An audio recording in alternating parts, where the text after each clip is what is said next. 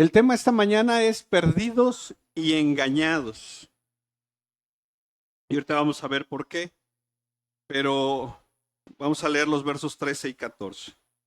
En aquel día, las vírgenes hermosas y los jóvenes desfallecerán de sed. ¿Ustedes el verso 14? Una, dos, tres.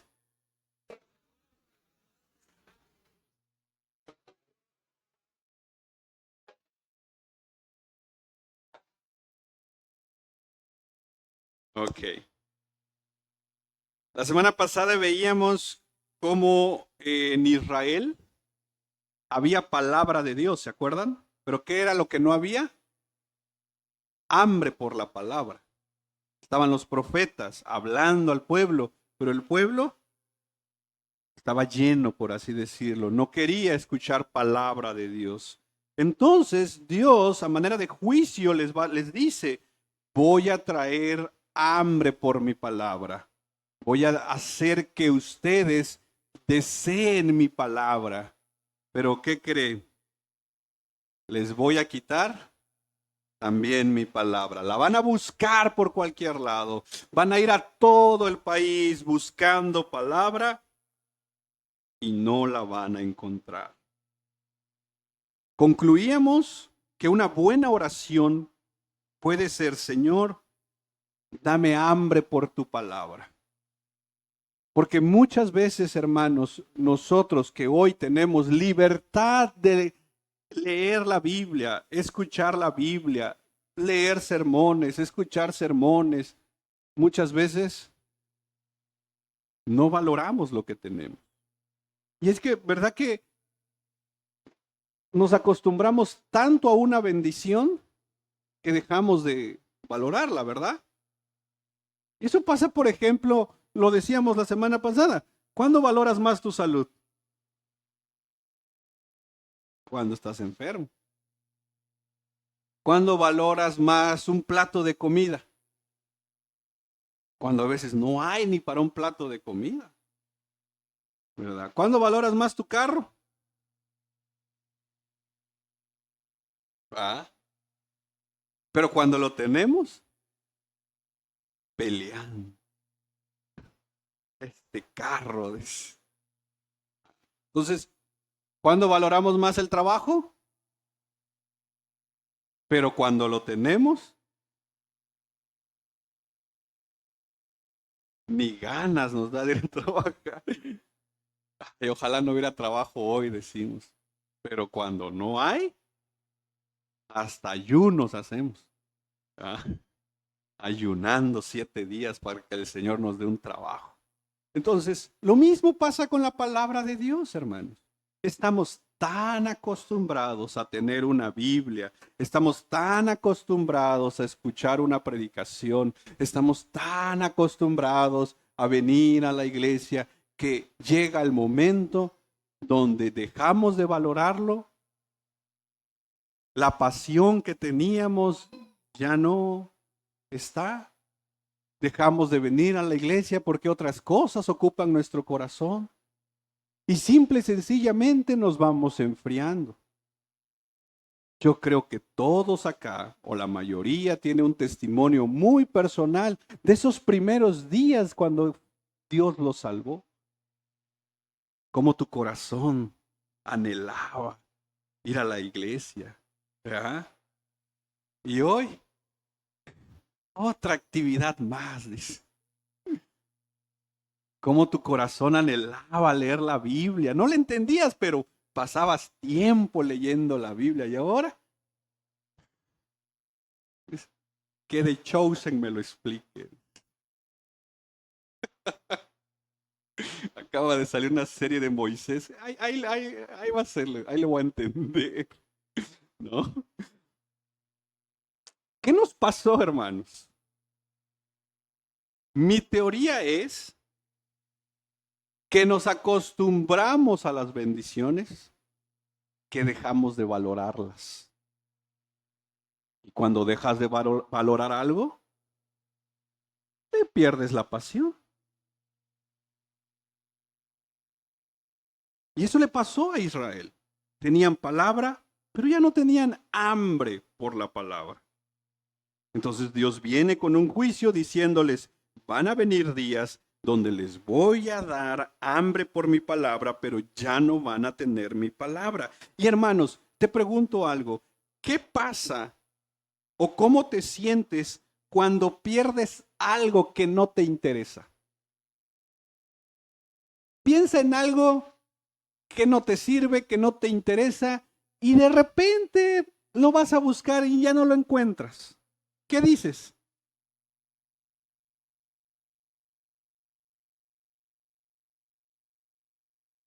Pero caso contrario, ¿qué pasa o cómo te sientes cuando pierdes algo que para ti es de mucho valor? ¿Es la misma actitud? Por ejemplo, ¿te desesperarías si se perdiera algo que realmente te importa? No sé, como tu Biblia.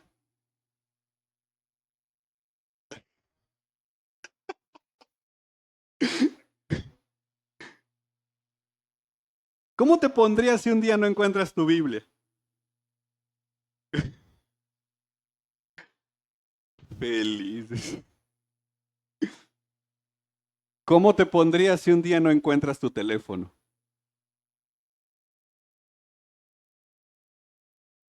No, hombre, pero.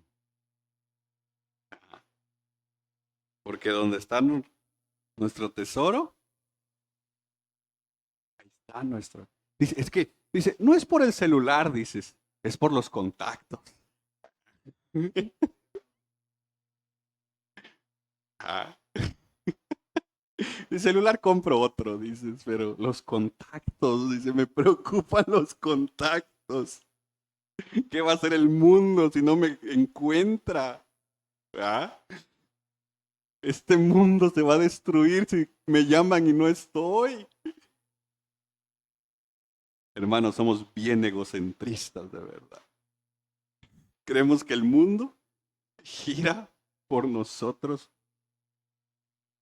Entonces, cuando pierdes algo que no te interesa, ¿cómo te sientes? Pero cuando pierdes algo que sí te interesa, es diferente, ¿verdad? Y cuando a Israel se le dijo, te voy a quitar la palabra, pues a Israel no le interesaba la palabra, entonces, pues es como si hoy nos dijeran, oigan, acaban de poner una ley que prohíben todas las Biblias, ¿cómo te pondría?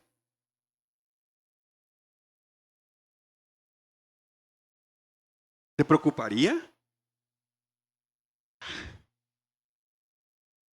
Mis respetos para ustedes. Digo, porque yo puedo decir, si me preocupa, pues ni la leo. ¿Verdad? Ah, porque yo puedo decir, si me preocupa si mañana quitan la Biblia, ¿y por qué no la lees ahorita que la tienes? ¿Verdad?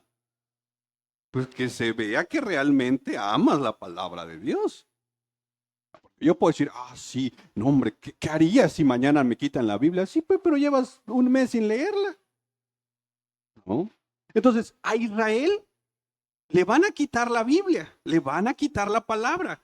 Pero de cierta manera, como a Israel no le interesa la Biblia, pues era como que le van a quitar algo que, pues, X.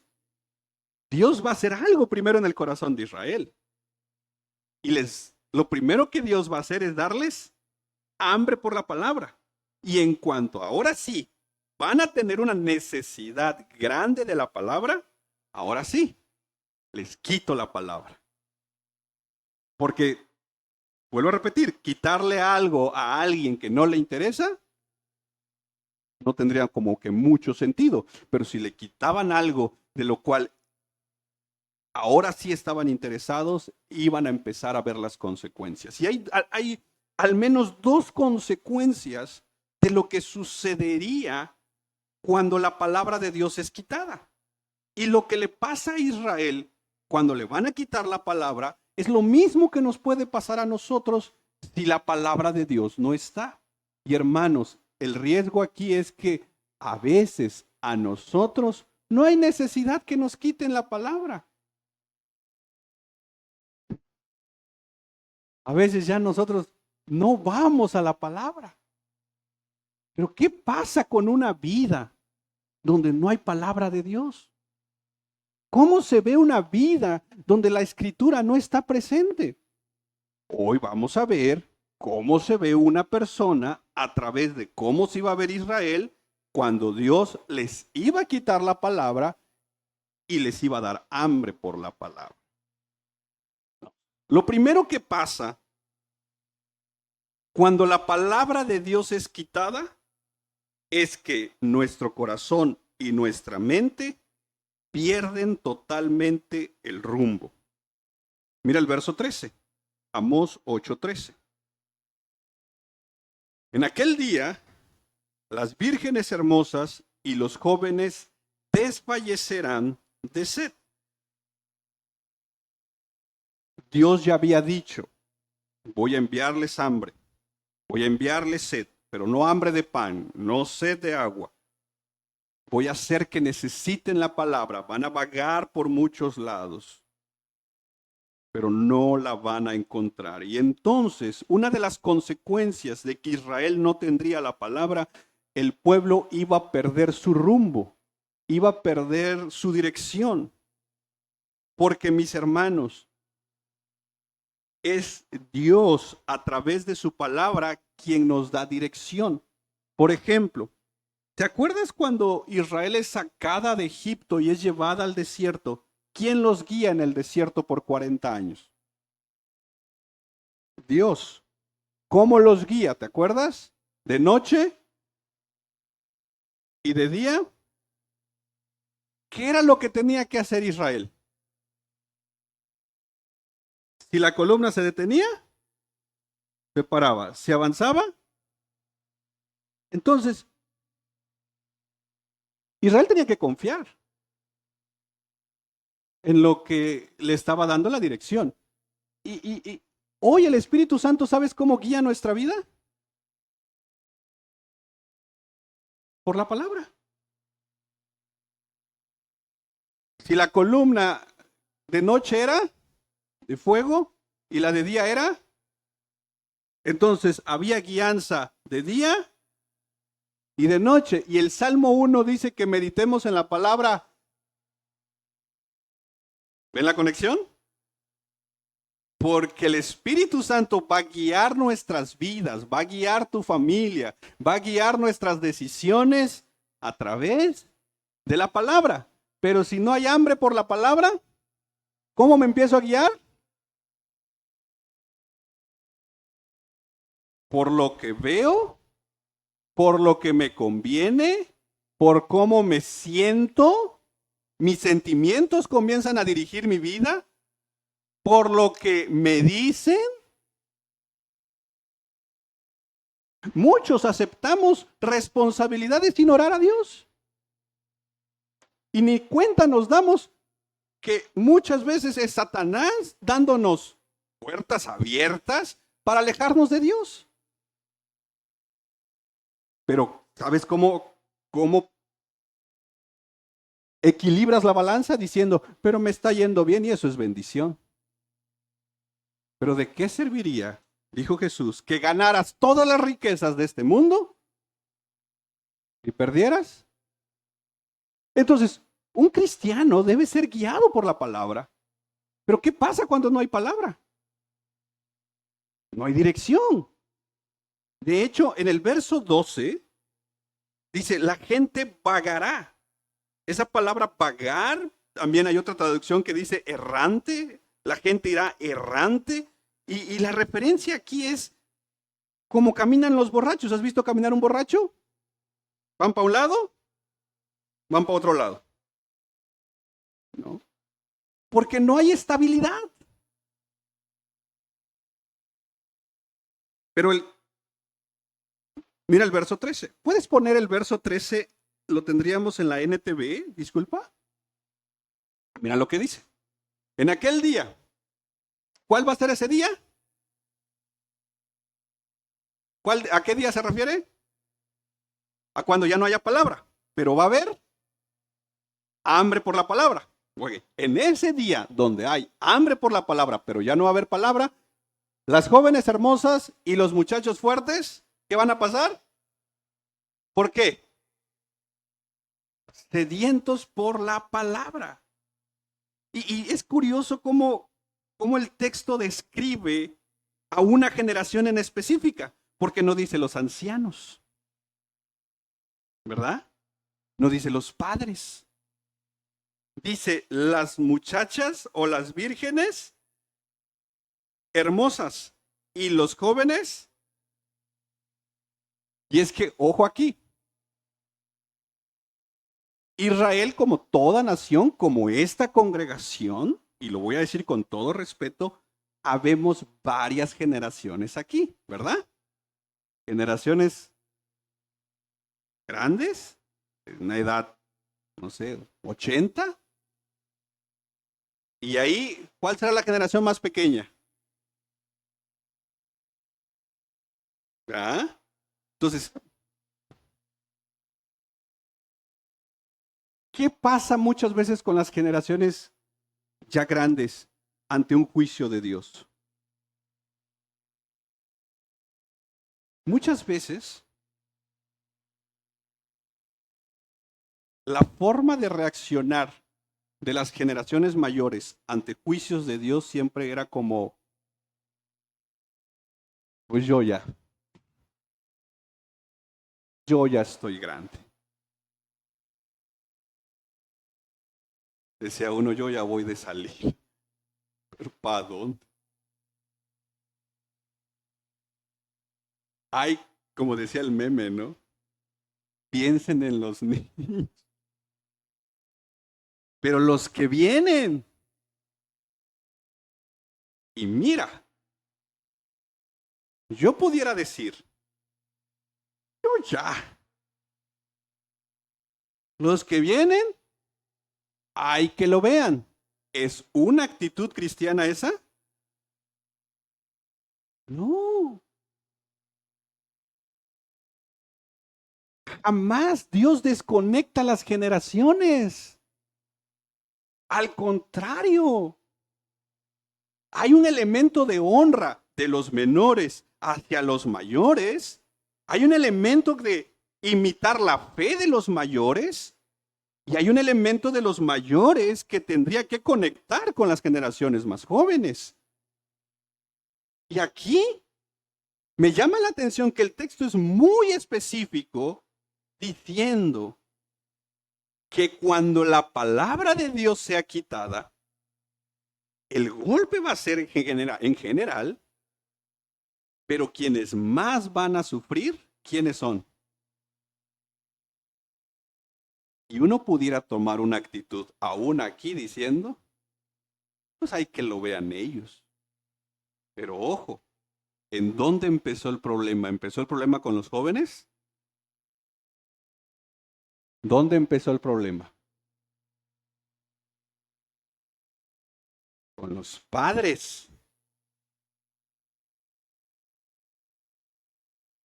que no le enseñaron a los hijos.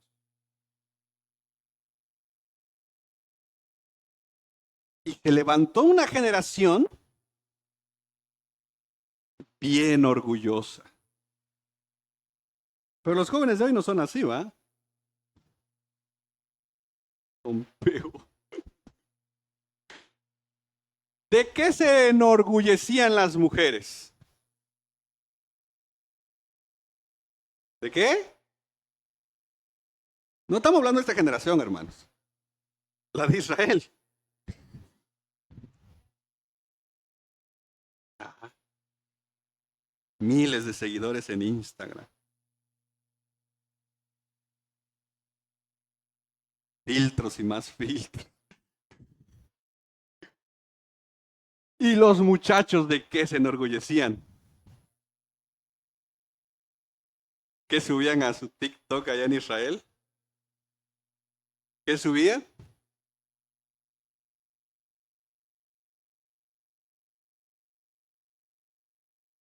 orando en el gym.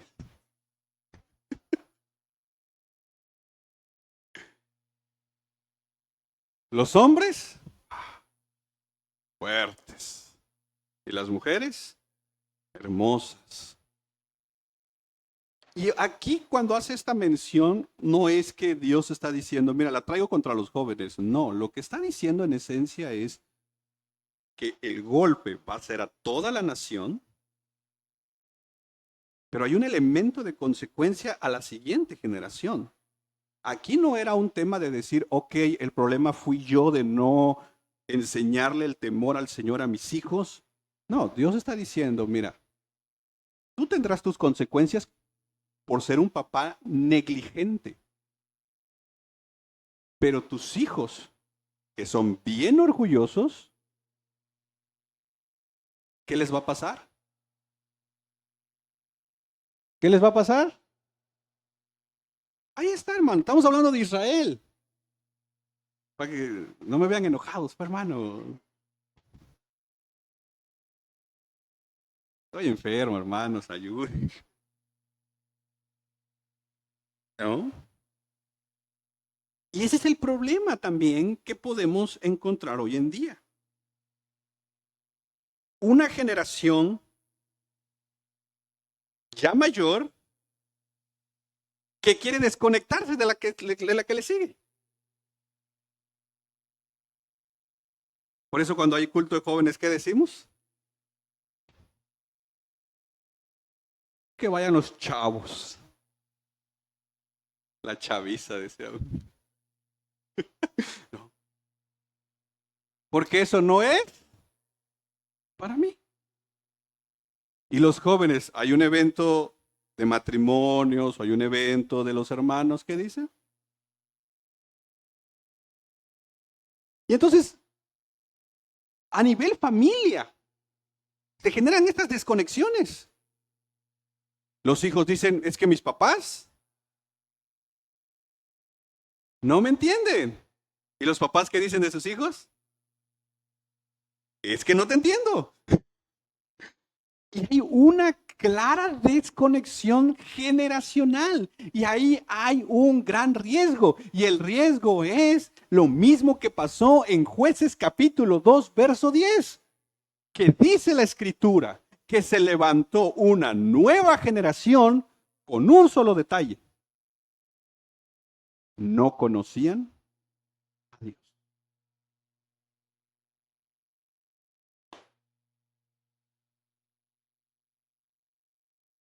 Hoy como iglesia, a veces como pastores, como líderes de manera general, con tal de que la generación más joven no se vaya al mundo, ¿qué hacemos? Traemos al mundo, ¿verdad? Dice, si allá se están haciendo tatuajes, mejor que se hagan uno aquí con un texto bíblico. Si allá hay antros, pongamos este lugar como antro. ¿Y qué termina pasando? Una generación que no conoce a Dios. Adelante, hermanas. Aprovecho para tomar mi café.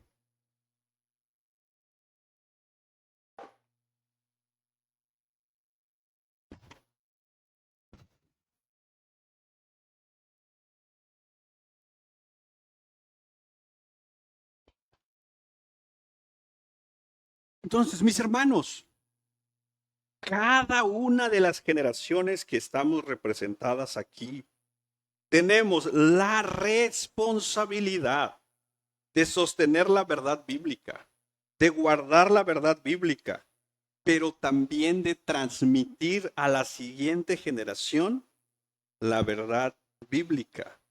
Porque no vaya a ser que después de nuestra generación se levante una generación de jóvenes hermosas y muchachos fuertes en el sentido que su orgullo, aquí lo tengo, perdónenme, en el sentido que su orgullo sea su propio cuerpo físico.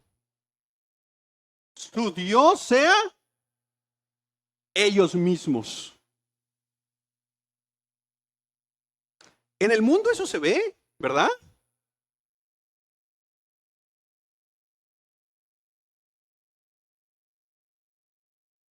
Pero nosotros no deberíamos de ser como el mundo. Nosotros deberíamos marcar la diferencia porque somos un pueblo diferente. Y por favor, no me malinterpretes. No estoy diciendo, es pecado ir al gimnasio, ya no vaya. No. Tampoco me malinterpretes. Quieras pensar, es pecado arreglarte. No es pecado.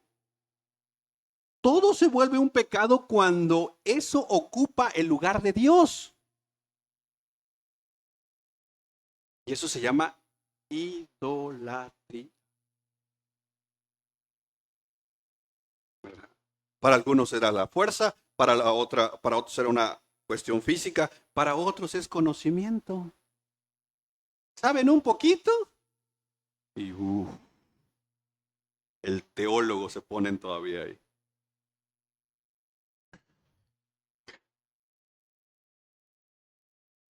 Decía ya una carta que decía el nombre, decía contador público, evangelista, profeta.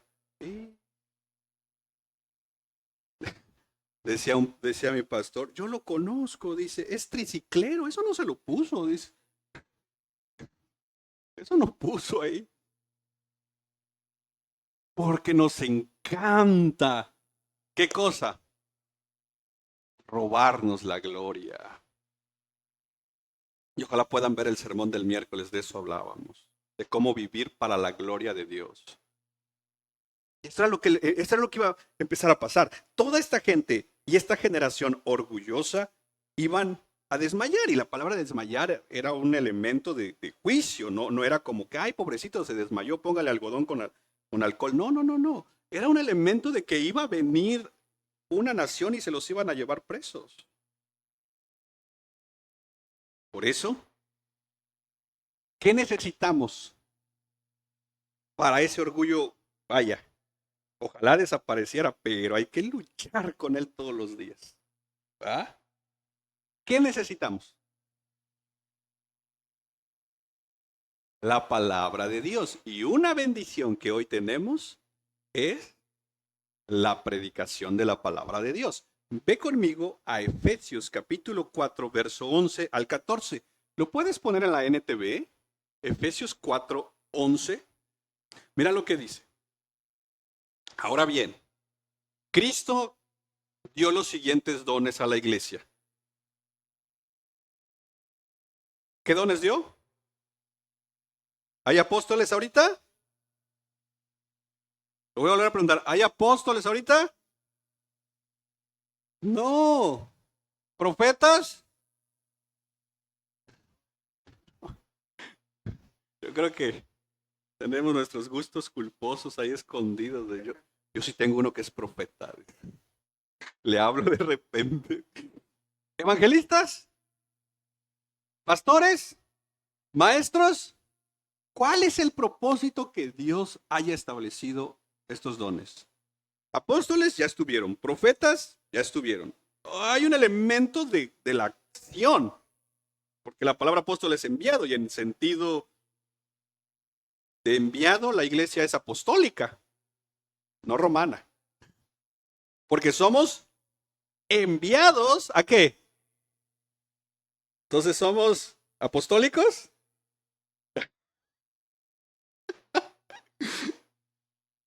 Hermanos, ¿qué significa apóstol? La iglesia tiene una función apostólica porque nos han enviado. Que no vamos, es el problema. Eso es otra cosa, eso es desobediencia. Pero tú y yo tenemos como una comisión de ser enviados. Tú estás en un trabajo, tú estás en una empresa. ¿Gracias a quién? ¿Quién te envió ahí? Que tienes una comisión ahí donde estás. ¿Va? Ok. En el aspecto profético es, cuando tú dices, Cristo viene, eso es una profecía. Entonces nuestro mensaje es profético porque estamos anunciando algo que va a pasar.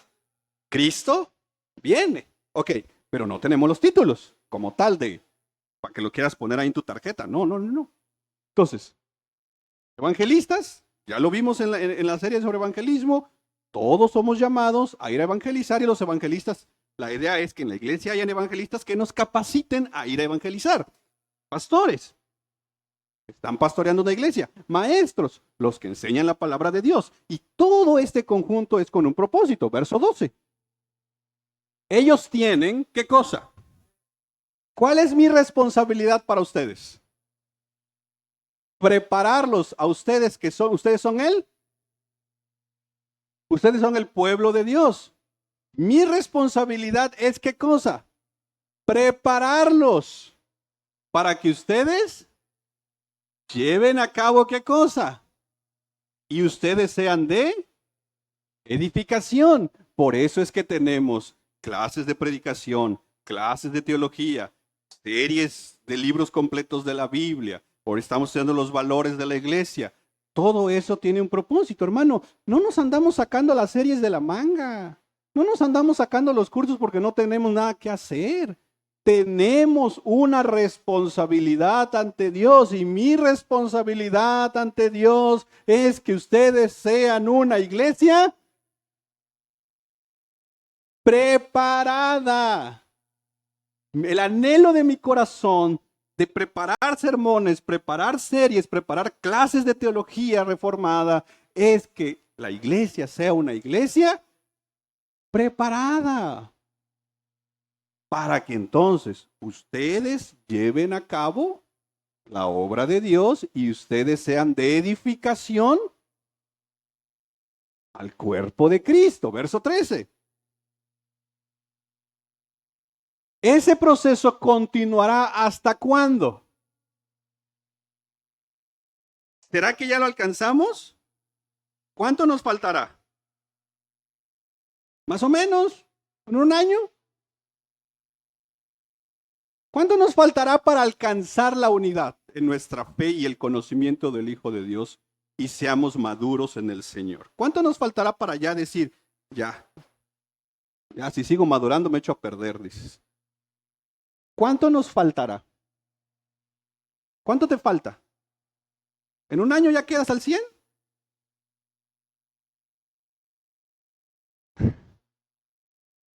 Hasta que Cristo venga. Para que seamos maduros en el Señor. Es decir, hasta que lleguemos, este es el propósito. Nos preparamos para servir en la iglesia, para hacer de edificación. En esa medida maduramos y vamos llegando a la plena y completa medida de ¿quién? Porque Él es nuestro ejemplo. Verso 14. Entonces, en la medida que nos capacitamos, en la medida que escuchamos palabra de Dios, en la medida que nos preparamos, ¿qué pasa? ¿Ya no seremos como quiénes? ¿Cómo son los niños? Inmaduros. ¿Qué más? Díganlo. Inestables. Volubles. Díganlo, lo saben. Berrinchudos. ¿No les puedes decir algo que no les gustó? Ah, porque hacen un show.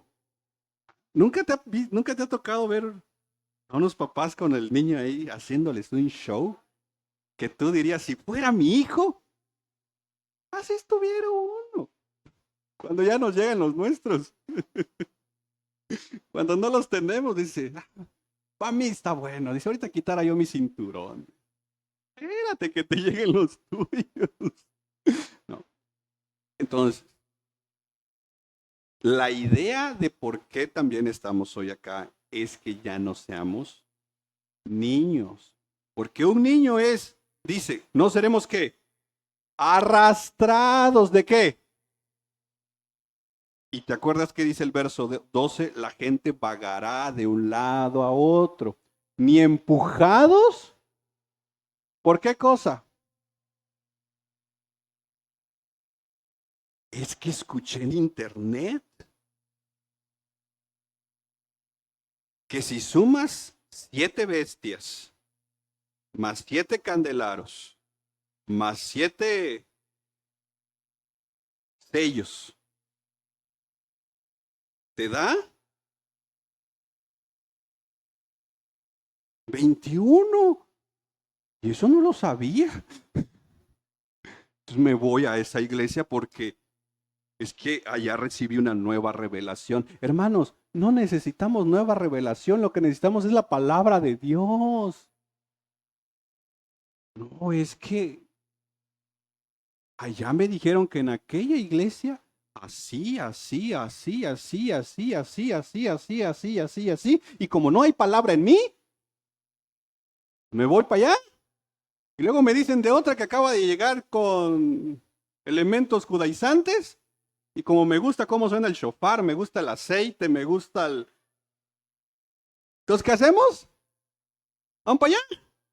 Pero luego llegó otra. Vamos para allá. Y el apóstol Pablo dice, eso es inmadurez. Y eso pasa cuando no hay palabra de Dios en tu vida. ¿No es lo que dice? Ni empujados por cualquier corriente de qué? De nuevas enseñanzas. No nos dejaremos llevar por personas que intenten que con mentiras tan hábiles, dice, que parezcan. Así dice el Señor. Que me des tu carro.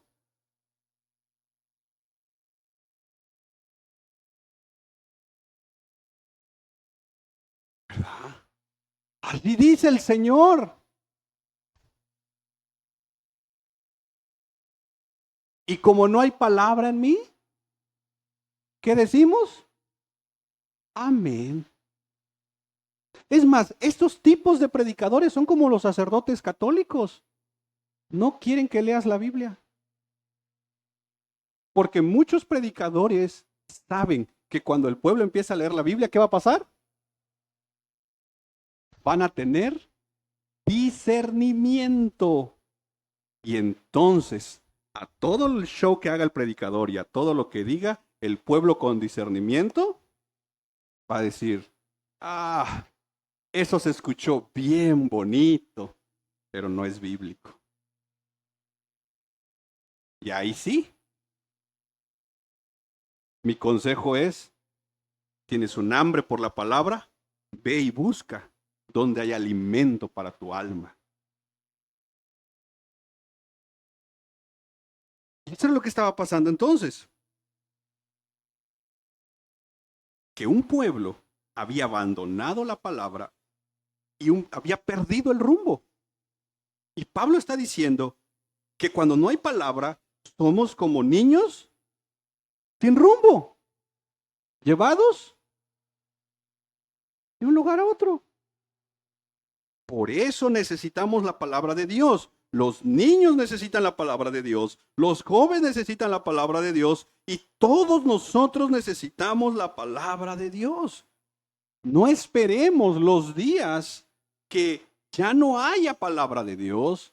Hoy que tenemos palabra de Dios, llenemos nuestra vida, llenemos nuestro corazón y llenemos nuestra mente de la palabra. ¿Por qué? Porque cuando la palabra deja de estar en la vida de una persona, esa mente y ese corazón nunca va a estar vacío. Mira el verso 14 de Amós 8. Los que juran por el pecado de Samaria y dicen, viva tu Dios, Odán, y viva el camino de Berseba, caerán y nunca más se levantará. Ya dijimos que en el momento que dejamos la palabra de Dios, comenzamos a alejarnos de todo lo que tiene que ver con Dios. Ya no oramos, ya no queremos ayunar, ya no queremos ir a la iglesia, ya no queremos servir en ningún ministerio, ya no queremos ofrendar, todo nos molesta, ¿Por qué? Porque comenzamos a alejarnos de la palabra de Dios. De hecho, hay un patrón bien curioso que se ve mucho en consejería bíblica, que muchas veces la gran cantidad de problemas que surgen en nuestra vida o en nuestras relaciones surgen cuando la persona ha dejado su tiempo con Dios. Uno les pregunta, ¿cómo está tu tiempo con Dios? Y te dicen, no hay, pero ¿quieren una solución? Express. Es que ya no aguanto a mi esposo, es que ya no aguanto a mi esposa, es que ya no aguanto a tal, es que ya esto, es que aquello y el otro. ¿Cómo está tu tiempo con Dios? No hay. Como cuando vamos con el doctor, tenemos una gripe. ¿Y qué le decimos? Nosotros le decimos al doctor qué nos tiene que dar. ¿Ah? Doctor, me siento mal, deme usted esto. Y un buen doctor te dice, espérate, déjame ver un diagnóstico. Y entonces el consejero bíblico cuando hace un diagnóstico, muchas veces nos topamos con un primer punto. No hay tiempo con Dios y en esa vida no hay palabra de Dios. Y es que nos enfriamos cuando nos alejamos del calor que surge de la palabra de Dios. Lo curioso es que una mente y un corazón que se aleja de la palabra de Dios nunca queda vacío. El hecho que tú te alejes de la palabra de Dios o que yo me aleje de la palabra de Dios, mi mente y mi corazón nunca va a estar vacío.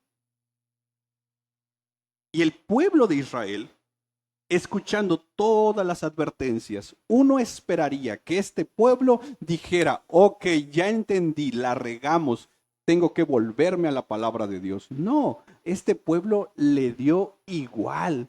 Y para muestra es este versículo. Que este versículo, ahorita lo vamos a ver, en esencia era, como no hay palabra en el corazón, en la mente de Israel, ese vacío, ese corazón vacío, esa mente vacía, fue llenada, en este caso, por elementos de idolatría. Y esto es lo que vemos acá. Dice, los que juran por el pecado de qué? De Samaria. ¿Cuál era el pecado de Samaria? El pecado de Samaria no era otro que un sincretismo en la adoración. ¿Qué significa esto? Este pueblo que se alejó de la Biblia empezaron a adorar a Dios a su propio modo. Ellos dijeron, Dios está contento, no pasa nada, me está yendo bien, entonces puedo agregarle cosas a mi adoración, aunque esas cosas Dios no las haya pedido. Por ejemplo, ¿te acuerdas de qué surgió la conversación entre Jesús y la mujer samaritana? Por un tema de dónde? Adorar. La mujer le dijo a Jesús, ustedes dicen que hay que adorar allá. Nosotros decimos que hay que adorar acá. La mujer samaritana, ¿de dónde era? Ella había crecido con varias generaciones, porque entre Amós y el tiempo de Jesús hay muchos años, pero ella había crecido en generación tras generación de gente que decía, puedes vivir adorando a Dios, pero puedes hacer lo que el mundo hace.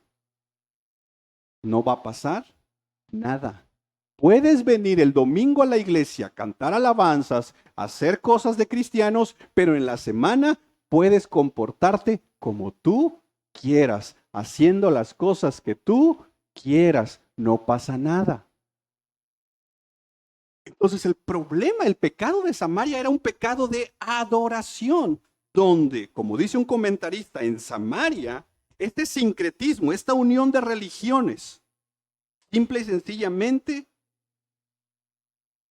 hicieron despertar la ira de Dios. Porque nuestro Dios es un Dios celoso. Él no va a compartir. Y aquí hay dos enseñanzas para nosotros.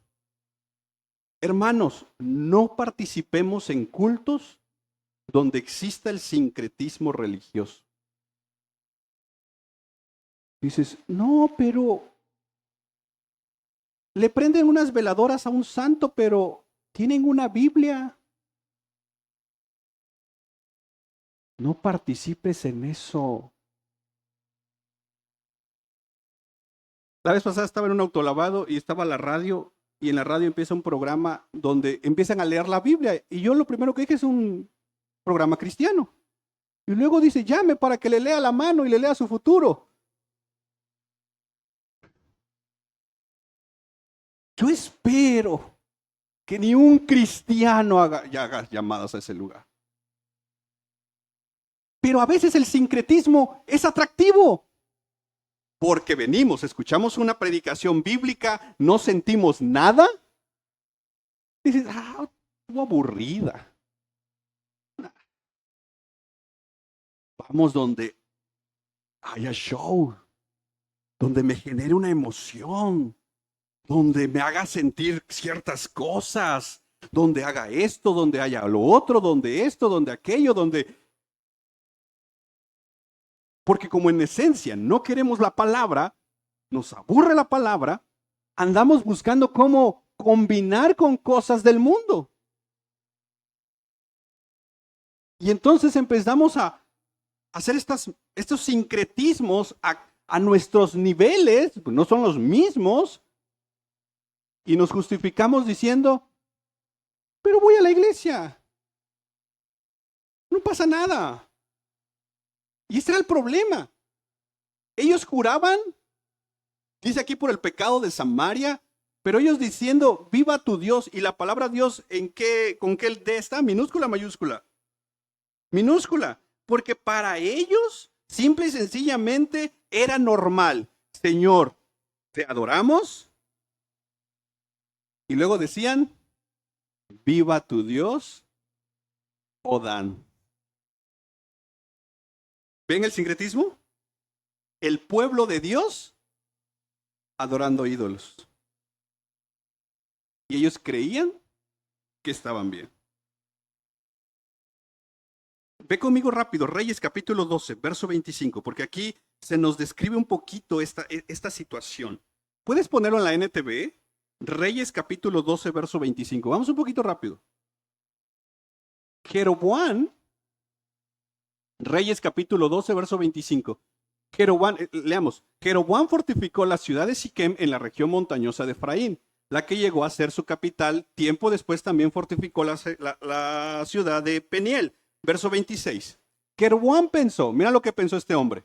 Si no tengo cuidado, el reino volverá a la dinastía de David. Cuando este pueblo vaya a Jerusalén para ofrecer sacrificios en el templo del Señor, ¿quién lo había dicho que eso había que hacer? El Señor. Allá en el templo se iban a ofrecer los sacrificios. Pero este hombre dijo, si van allá, ellos volverán a ser leales al rey Roboam de Judá. ¿Y a mí qué?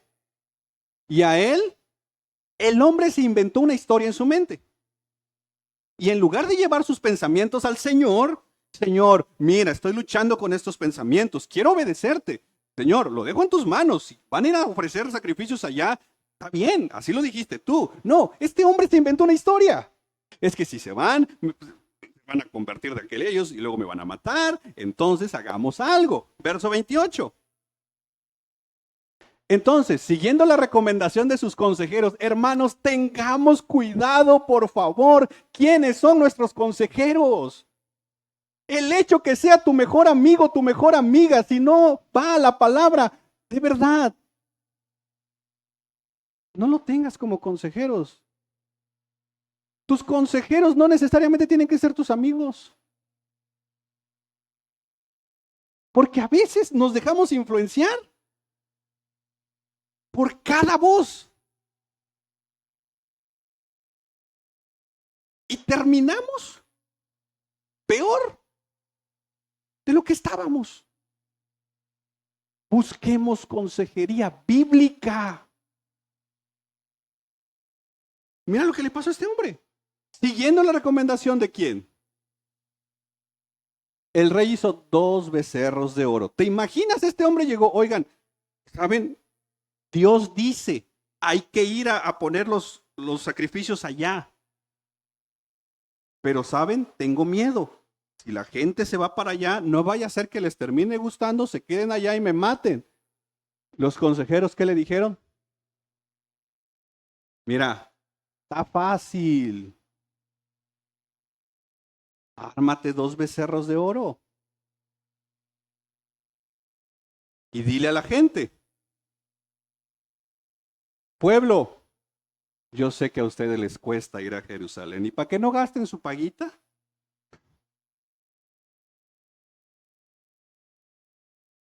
estos son los dioses que los sacaron de Egipto. ¿Qué hizo este hombre? Escuchó un consejo no bíblico y guió a todo un pueblo ¿a qué? A la idolatría. Hermanos, por eso les vuelvo a repetir, tengan cuidado de quién andan escuchando consejos. Un mal consejo nos puede terminar como esta gente siendo idólatras. Verso 29. Jeroboam colocó uno de los ídolos de forma de becerro en Betel y al otro lo puso en. ¿Y qué dice en Amós? Si no has cambiado tu Biblia, lee el verso 14. Los que juran por el pecado de Samaria, dice. Ahí está. Los que hacen juramento en nombre del Dios de. ¿Cuál era el Dios de Dan? ¿Puedes regresar a Reyes, por favor? ¿Cuál era el Dios de Dan? ¿Un qué? Un becerro de oro. Israel le dijo a Dios, no quiero tu palabra, te voy a seguir adorando, pero no quiero tu palabra. Voy a seguir yendo a tus cultos, pero no quiero tu palabra. Pero también voy a adorar un becerro de oro.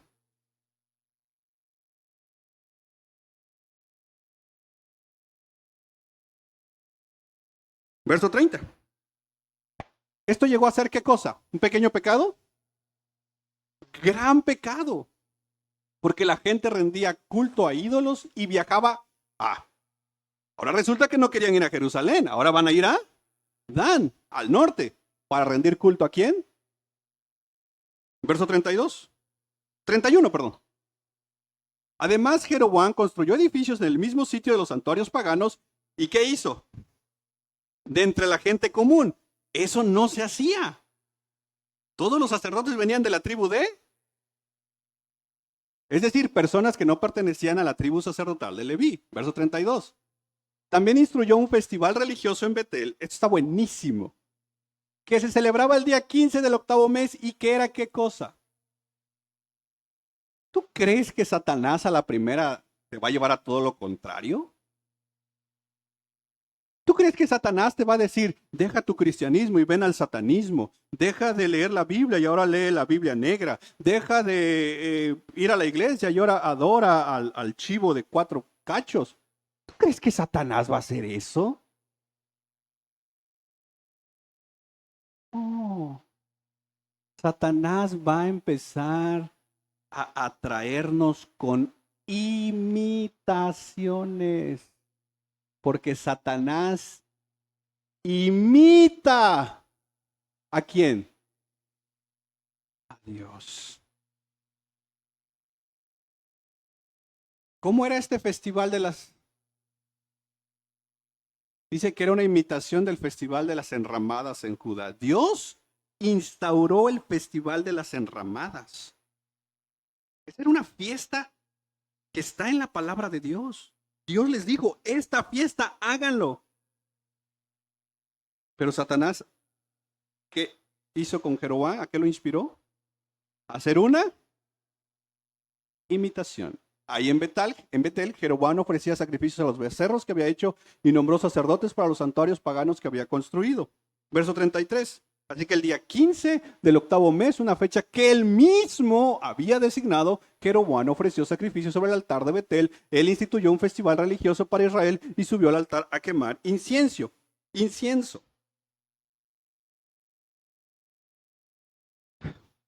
¿Cuál es la enseñanza para nosotros en este punto? No participemos de sincretismos religiosos. Miren, lo voy a decir esto con todo respeto. Y respeto tu opinión si es contrario.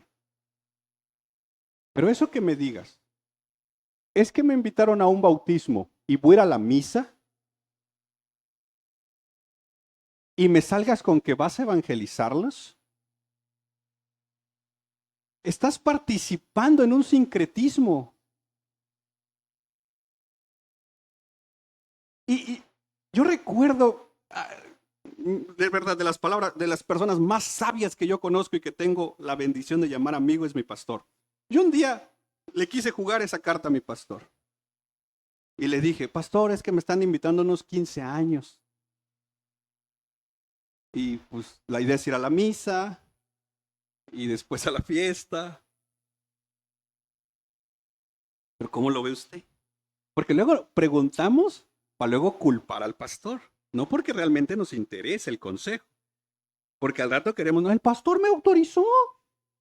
Hermano, lo vi ahí en la fiesta, porque estaba en la fiesta también el otro. El pastor me dio permiso, como diciendo, échenle la culpa al pastor. Yo no estoy pecando. Yo estoy acá porque el pastor me dijo. Y si el pastor dice que no, enojados con el pastor porque no les dio permiso a la fiesta. Pero bueno, cerramos paréntesis. Y mi pastor, un hombre muy sabio, me dijo, hermano, me dijo, adelante, vaya. Solo eso sí, el siguiente domingo que esa familia que lo invita, que venga al culto. Porque así como usted está yendo allá, ahora que ellos vengan acá a escuchar la Biblia. O, ¿cuántas veces usted le ha invitado a que vengan a la iglesia? Le dije varias veces. ¿Cuántas veces han venido? Ninguna. ¿Y por qué a la primera tú sí vas? Ni le quise preguntar más. ¿Vale? Ya me ve el domingo. ¿Qué hermano no fue? Pues no. ¡Qué fácil! Empezamos a desviarnos. Porque esta Jeroboam, vamos a ponerlo así. Yo no creo que Jeroboam a la primera tenía la intención de mover a la idolatría al pueblo. Jeroboam tenía un miedo que lo quitaran como rey. Y a causa de ese miedo,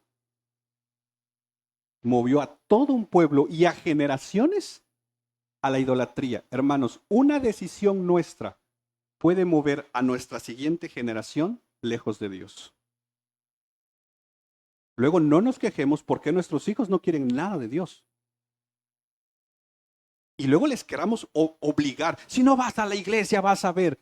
Pero cuando te ve a ti orar en la casa, leer la Biblia en la casa, hacer tu devocional en la casa, obligar a los niños, con dulces los engañamos. Pero no ven en nosotros un amor por Dios muchas veces. Y esto es lo que estaba pasando entonces. Pero avancemos, porque el tiempo nos gana. Pero el versículo, ¿puedes regresar a Amós 8:14? Ok. Y votos en nombre, okay. Juramentos en nombre del Dios de Dan. ¿Y qué más hacían? ¿Y votos qué? Otra vez, aquí está. ¿Y votos en nombre de qué? Ok. Estaban los que juraban por Dan y estaban por los que hacían votos en nombre del Dios de Berseba. Pero la Biblia de las Américas hay un pequeño cambio. ¿Puedes poner la Biblia de las Américas? Porque hay un pequeño cambio que me llama la atención. Mira lo que decía esta gente. Viva tu Dios, Odán. ¿Te acuerdas qué Dios era? Un becerro de oro. Y dice, ¿viva el qué? Ah, esta está peor todavía. Un experto en Amós dice, esta es una de las expresiones más extrañas en toda la Biblia. Y solamente coincide una interpretación posible. Acuérdate, para ir a Dan había que hacer ¿qué? Un viaje, ¿verdad? Lo mismo pasaba para Berseba. Había que hacer un viaje para ir a Berseba. Esta gente, ojo aquí, regálenme su atención, ya estamos en la recta final. Ojo aquí. Esta gente, como no tenía la palabra de Dios, habían desechado la palabra de Dios, comenzaron a honrar, ya ni siquiera Berseba. ¿Qué comenzaron a honrar?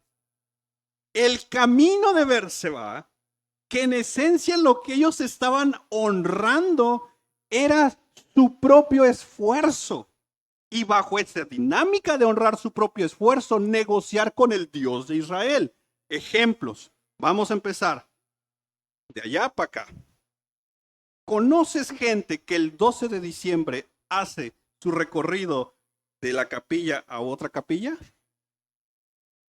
¿Cuál es el mayor honor de esta gente? El correr. ¿Y si lo haces descalzo? ¿Y si lo haces de rodilla? ¿Y si lo haces sin bañarte? Porque no se bañan. ¿Quiénes saben de eso, verdad?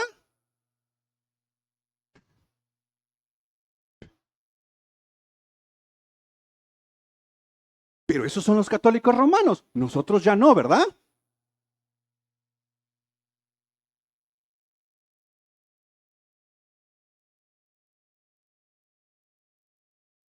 Esta gente honraba el camino de Berseba porque honraban sus propios esfuerzos y en esencia era, Señor, yo caminé todo esto, me tienes que dar lo que yo te estoy pidiendo. Y eso era un elemento de idolatría. Vuelvo a repetir, nosotros los cristianos ya no hacemos eso, ¿verdad?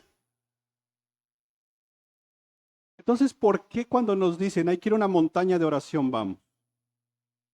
Pensando que en esa montaña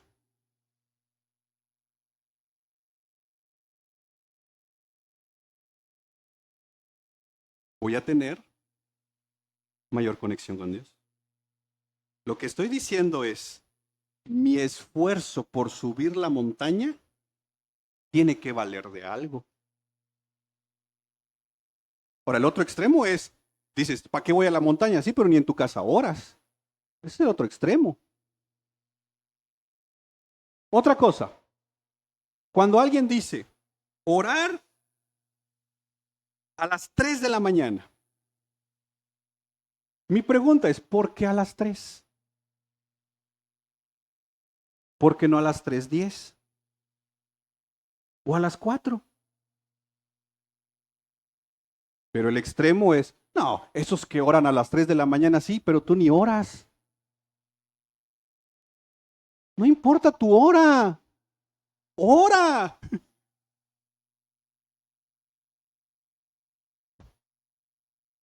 Porque eso sí, miren hermanos, esto del camino de Berseba, ¿sabes qué era? Una superstición. ¿Sabes qué es una superstición? Y esto lo busqué porque la definición me llamó la atención. Dice, y ojo, una superstición es una acción que hacemos para conseguir una bendición.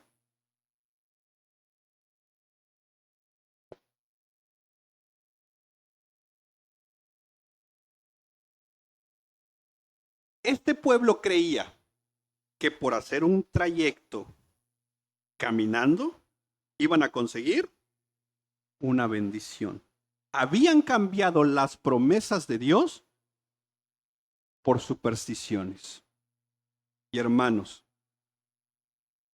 lo digo con respeto, ponerle aceite, o bueno, orar por un poco de aceite, es una superstición.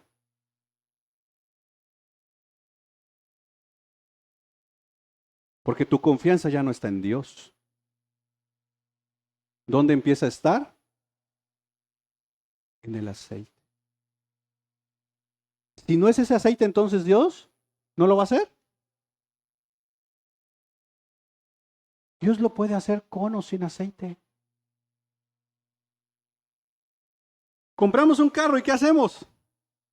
Ya ni hablamos. Ya ni venimos al culto. ¿Qué hacemos con los carros? Ahora resulta que es pastor. No le dicen, se lo presto para que vaya una vuelta, ¿no? ¿Qué le dicen?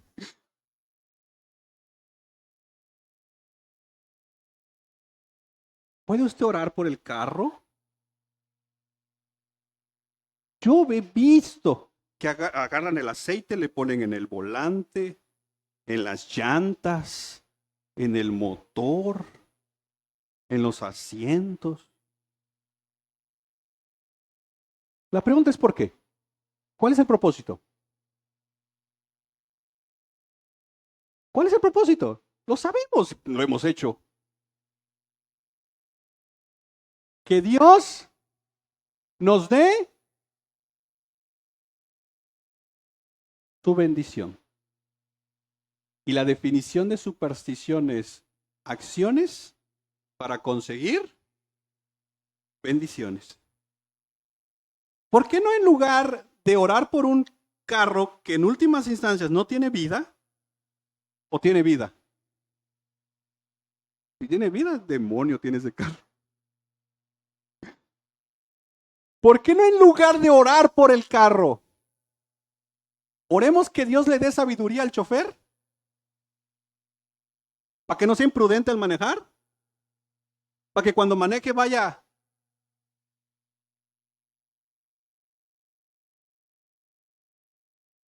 Lo mismo pasa con una casa. A mí me han pedido de ir a orar por las casas y a veces terminan enojando conmigo porque les digo, ¿pero qué pido? Díganme. Me dan a veces el aceite y dice, pastor, ¿puede orar por este cuarto, por este cuarto? Le digo, pero, digo, ¿qué quiere que yo pida? ¿A qué pido? Que la bendición de Dios esté en este hogar. Y digo, pero ¿no es ilógico eso? Significa que al entrar a la casa la bendición del Señor está acá, pero si salgo ya no está acá.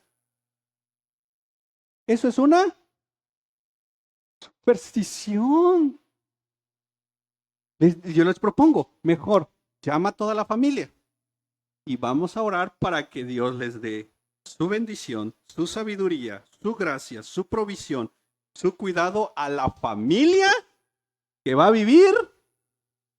Porque ¿de qué sirve una casa ungida si la familia parecen perros y gatos? Ah, pero la casa está ungida. Son pleitos ungidos.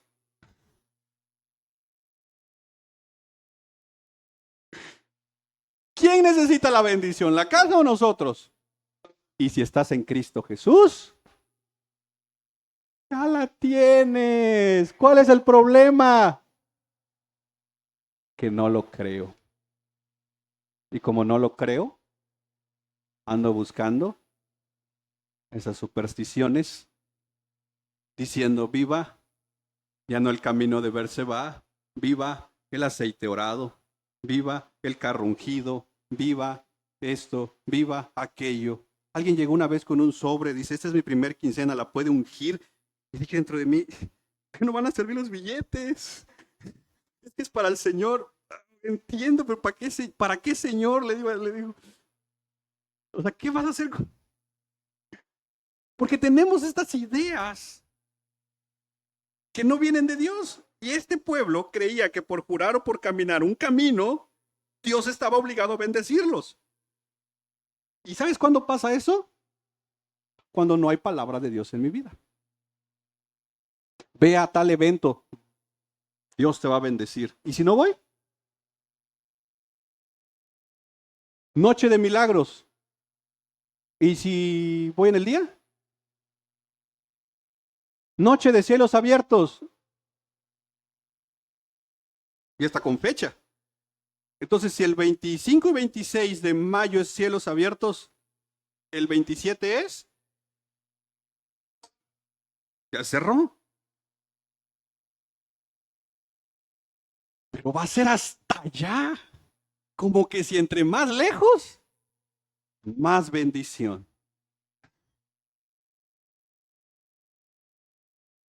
Pero la predicación de la palabra que hacemos, la despreciamos. Nos aburre. Ya nos desesperó porque este predicador tarda mucho. Se ríen porque saben que es cierto. Motier pregunta, ¿por qué esta gente se iba a desmayar? ¿Por qué esta gente? ¿Te acuerdas? Jóvenes hermosas, jóvenes, vírgenes hermosas, jóvenes fuertes iban a desmayarse. ¿Por qué esta gente ya no se iba a levantar? Dice un comentarista, porque esta gente decidió dejar la palabra de Dios. Lo que esta gente nunca supo, que nada de este mundo va a satisfacer nuestra sed y nuestra hambre por Dios. Solo Dios. Familia, si nos alejamos de la palabra de Dios, nos vamos a ir enfriando.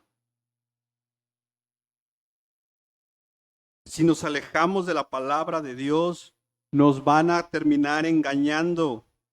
Nos van a terminar vendiendo supersticiones y vamos a terminar en idolatría. Y esto es algo muy serio. Amada iglesia, por favor, hagamos el esfuerzo de leer nuestras Biblias. Hagamos el esfuerzo de pasar tiempo con Dios en oración.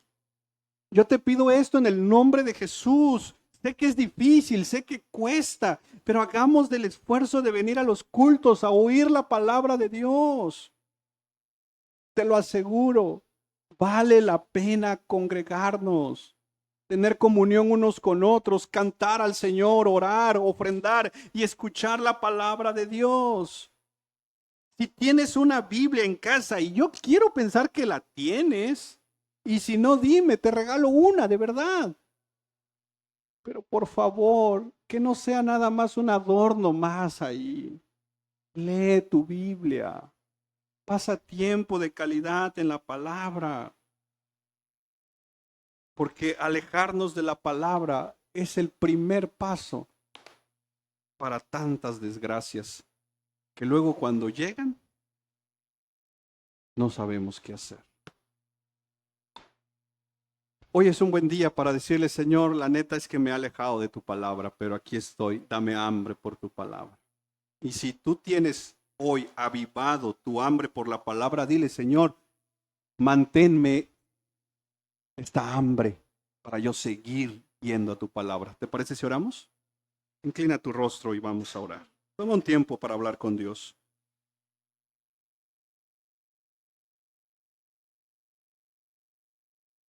No sé cómo está tu tiempo con la palabra. Eso es tú y Dios. Habla tú y Él. Si vas a hacer un compromiso, hazlo con Él. Si necesitas ayuda, creo que aquí hay hombres y mujeres que te podemos ayudar para leer juntos la Biblia, leer juntos algún libro, pasar tiempo en la Escritura. Estamos para servirte, iglesia.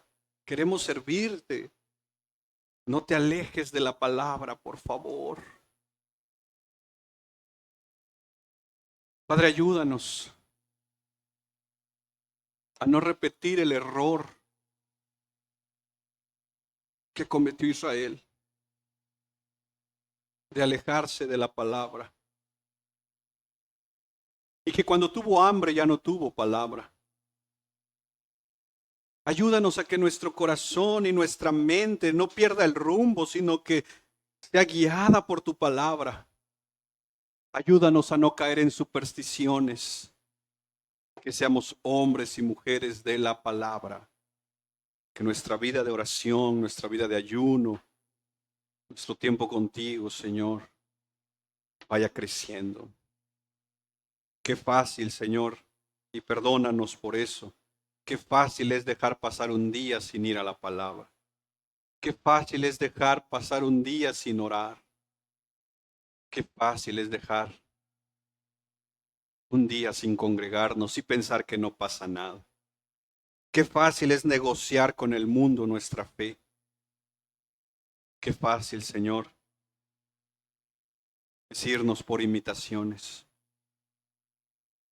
Pero yo creo, Señor, firmemente que tú a tiempo estás hablándonos para ser un pueblo de la palabra, que ama tu palabra porque te ama a ti, Señor. Sigue orando, iglesia.